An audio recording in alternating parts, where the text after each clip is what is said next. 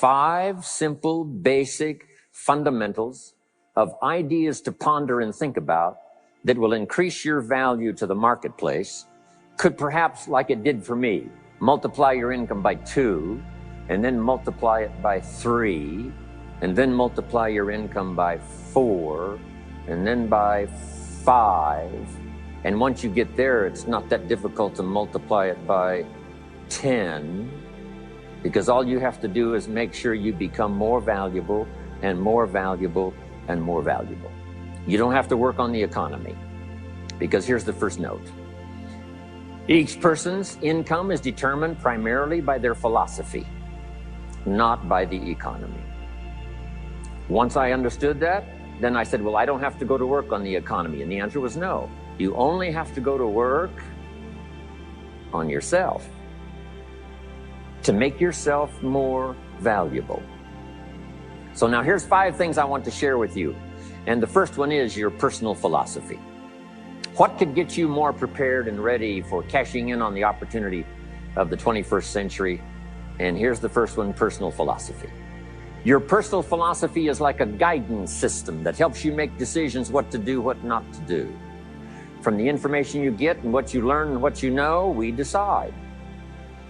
Maybe your philosophy would have been 5 years ago, never to attend seminars like this. You just didn't go. Now, 5 years later, here you are. Something happened along the way to change your mindset, saying, hey, for the money and the time, if I just get one good idea and walk away, it certainly is worth the money and the time. So now that little amendment in your philosophy, you now say, I'm going to regularly go, because it doesn't take but a few ideas to make a great difference in your income, personal life, social life, and all the rest. So now you know that's valuable. A change of mind, a change of idea. So that's what personal philosophy is all about. The more we learn, the more we know, the better we're able to make better decisions about 2 major things. Your philosophical guidance system does 2 things. For your notes, number 1, helps you to see the dangers on one side so you can avoid those. But here's what else your guidance system does. Personal philosophy helps you to see the opportunities on the other side so that you can expand those, maximize those. And here's what that's called. The game of life is to minimize the dangers and maximize the opportunities. And the more we know and the more we learn, the more experience we gather in sessions like this, from the sermon on Sunday morning to the books we read and all the rest, helps us to keep continually adjusting our philosophical guidance system so that we minimize more dangers, maximize more opportunities. That's really the game of life. I couldn't put it much more simply. So number 1, we're affected by what we know. Personal philosophy. Here's number 2, your attitude. First, we're affected by what we know. When I talk to the kids in high school classes, college classes, that's the first thing I tell them. Get the information while you're here. Right? Nothing worse than being stupid when you get out of school. So get the information. Being broke is bad, but being stupid is what's really bad. And what's really, really bad is being broke and stupid. Nothing much worse than that, unless you're sick. Right? Sick, broke, and stupid. That's about as far as you can fall unless you're ugly, right? But surely that would be the ultimate, right? The ultimate negative life. Ugly, sick, broke, and stupid. So learn all you can. We're affected by what we know. So get the information. Don't be lazy in learning. Don't be lazy in going through the books, building your library, coming to classes like this consistently. Some of them will be so dramatic, your life will never be the same. Maybe this is one of those today. Next, we're affected by how we feel, attitude. This is the emotional part. We need the intellectual part to set sail. So as the winds blow, we can still get where we want to go. Redefine, keep strengthening our psychological and philosophical guidance system. But now we're also affected by the emotions. That's the power. And jot these notes down as I hurry along now. 4 things to consider on attitude and how you feel. Here's number 1. It's how you feel about the past. It's important to make the past useful. past experience, even past losses, past failures, as well as successes. To review it and go back over it, see where you went wrong, correct that, invest that now in the future. Don't live in the past, and don't carry the past around like a burden, but simply use your past as one of your mentors to help refine mistakes, make some changes that you can invest now in the future. Here's the second attitude. It's how you feel about the future. We look back for experience, but number two, we look forward for inspiration. Now, where does the inspiration come from? Looking forward. Here it is, learning to set goals. Number one, decide what you want. It takes more than 5 minutes. Take some time and decide what you want. Where do you want to go? What do you want to do the next 10 years, 20 years? What would you like to become? How many skills would you like to learn? What are the books you want to read? How about the people you want to meet, the cities you want to visit, experiences you'd like to have over this next period of time? Start thinking about all of that. Here's the next key. Write it all down. Building a life is like building a house. You wouldn't start building the house until you had it finished. Wouldn't you look foolish starting to build the house if it wasn't finished first? What if you were laying bricks and somebody came by and said, "What are you building here?" And you said, "I have no idea." See, they would take you away to a safe place. So building a life is a lot more important than building a house. And yet people treat it so carelessly and so casually about planning and making plans for what they want their life to work out to be. So I'm asking you not to be casual anymore. Start designing the future for yourself, for your family, for your business, for your future. Okay, decide what you want. Okay, so from the past we get experience, from the future we get excitement, inspiration by setting goals. Now here's the next advice. Put everything on your list of goals. Little things, insignificant to someone else, but important to you. A goal list is important. You don't have to publish it in the local newspaper. My Japanese friend, Toro Ikeda, San Jose, California, put on his first list, a Caucasian gardener. Back then everybody had a Japanese gardener. He said, "No, I'm Japanese. I want a Caucasian gardener." I like that. So set goals. Set the goals that'll turn you on, goals that'll get you excited. Put everything on your list. Here's the next attitude.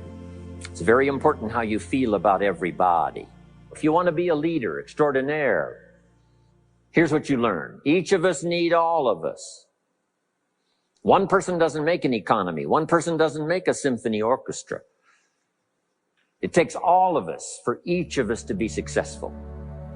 Each of us need all of us, and all of us need each of us. Each gift is important as we bring it to the table, as we bring it to the country, as we bring it to the community.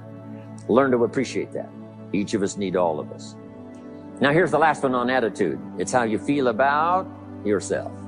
Nothing more powerful than self-confidence to start multiplying your income by 2, by 3, by 5, by 10. And where does that come from? Make the note. It comes from self-esteem. Doing the things you know you should do, and at the end of the day, your self-esteem is soaring and high. You've met the people you said you'd meet. You made the calls you said you would make. You did the things that you required of yourself to do, and at the end of the day, you feel great about yourself. That is one of the greatest motivating factors for the future, self-esteem, feeling good about yourself. Now let me give you the miracle piece of this formula. If you're ready, say, "I'm ready." Here it is. Number 3 is activity. We're affected by what we do. Now we've gotten to the formula of how to turn ideas into reality, how to turn imagination into substance. It's called number 3, activity. So add these notes to it now. Activity is the work. Activity is the labor. In fact, labor was so important. Here was the original formula for labor. If you have forgotten it, remind yourself. For your notes, 6 days of labor and what? 1 day of rest. Now it's important not to get those numbers mixed up. Why is that? Here's why. Why not 5-2? I don't know. Maybe 5 and 2 would be okay. If God would have thought of 5 and 2, he might have made it 5 and 2. But you can't think of everything when you're putting one of these together. If you rest too long, the weeds take the garden. Not to think so is naive. As soon as you've planted, the busy bugs and the noxious weeds are out to take it. So you can't linger too long in the rest mode. You've got to go back to work. 6 days of work, then rest and spirituality and friendship and change of pace. And then go back over the last 6 days. What did I do? What did I miss? Who did I miss? What happened? So that I can invest those corrections in the next 6 days of higher productivity. Have you got that now? 6 days of work, 1 day of rest. Don't get the numbers mixed up. Activity. Now, activity finishes the miracle. So to turn nothing into something, here's what you do. Imagine the possibilities. That's why we recommend testimonials for someone to say, hey, I started with pennies and I made a fortune. And when they finish, sometimes they say something like this: if I can do it, what? You can do it. And we start imagining the possibilities. Here's number 2. Have faith to believe that some of them are possible for you. And both imagination and faith are powerful forces, but we still don't have a hotel. We still don't have a house. Even though those are powerful forces, it is the beginning. Now, imagination and faith must be deposited in activity or it is wasted. But the finishing touch of the miracle process is now, go to work.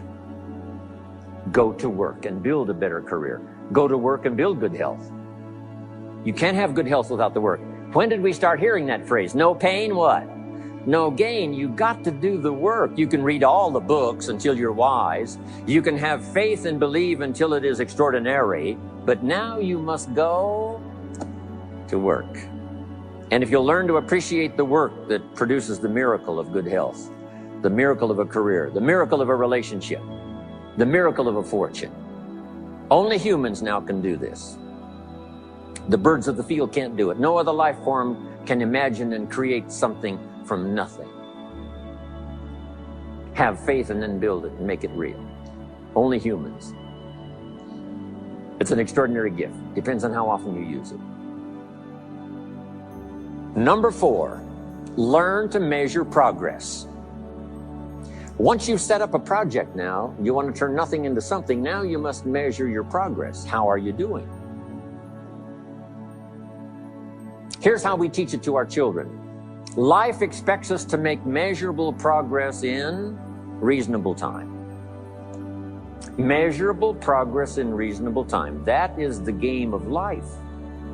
So part of it is not just to set up the proposed project, but as we start working on it, we start measuring how we're doing. Now, first, what is reasonable time? You can't ask someone every 5 minutes, how are you doing now? See, that's too soon. Guy says, I haven't left the building yet. Give me a break. Now, we can't wait 5 years. That's too long. So there's reasonable time. So make this note now. What is reasonable time? 1, at the end of the day.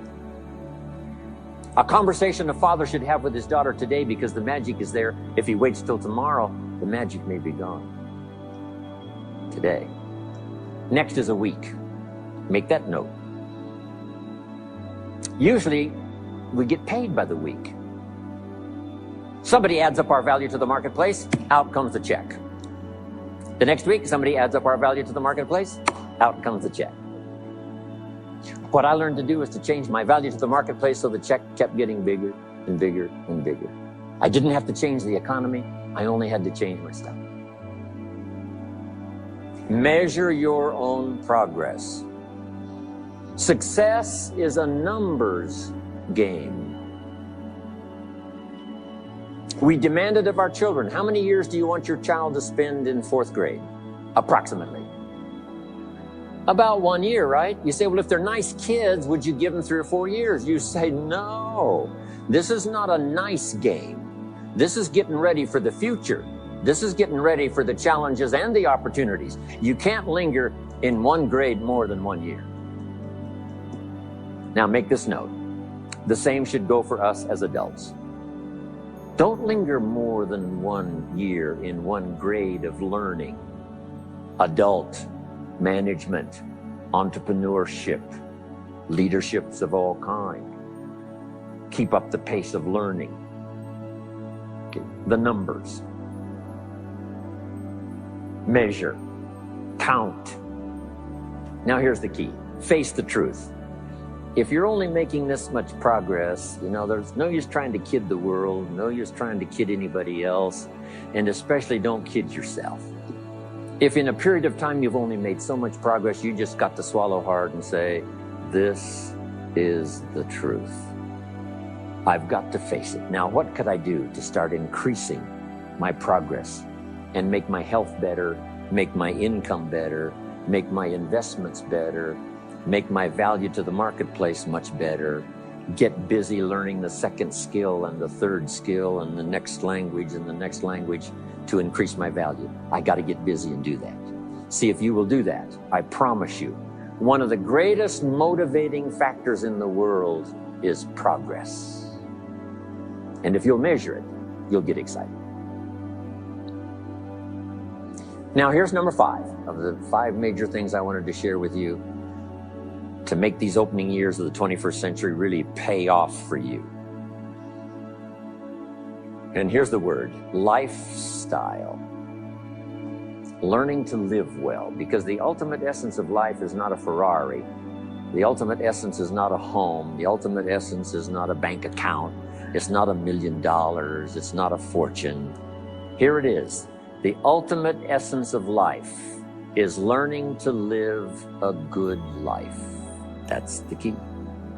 Whether you have modest resources or whether you have mega millions, either way, the real key is learning to live a good life. Productivity. You really won't be that happy if you don't produce. And here's the next bit of advice on that. Produce to the max if you possibly can. To produce a little is okay. To produce